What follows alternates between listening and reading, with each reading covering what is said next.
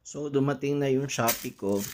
Ito yung binili kong tawag nito, embroidery. Tiningnan ko lang kung okay ba yung embroidery niya. May dadagdag pa ako kasi gusto ko yung embroidery niya may pagka 3D. And very good, very clean, pati yung likod. And ito yung polo ko na sabi ko na I got this for a long time na pero hindi ko nagagamit kasi nga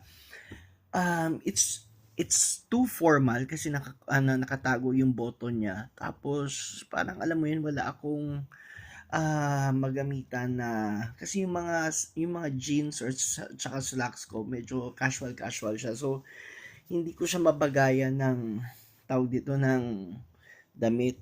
So eto bumili ako ng embroidery. Maganda siya and plano ko gawin ganito. Tatahi ko to, mamanu-manuhin ko ng tahi para malinis kasi yung iba hindi naman siya malinis pero maganda naman siya kaso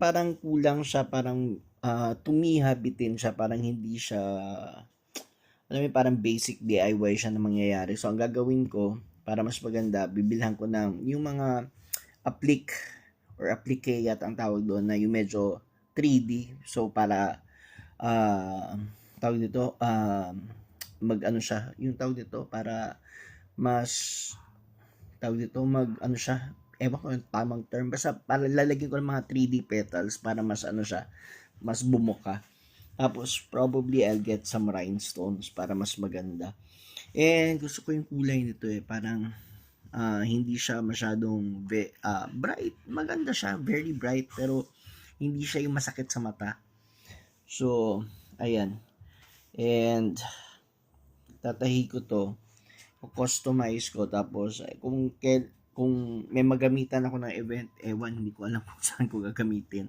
pero ayun lang gusto ko lang yung mga damit na alam mo yun wala kang ganong katulad so yun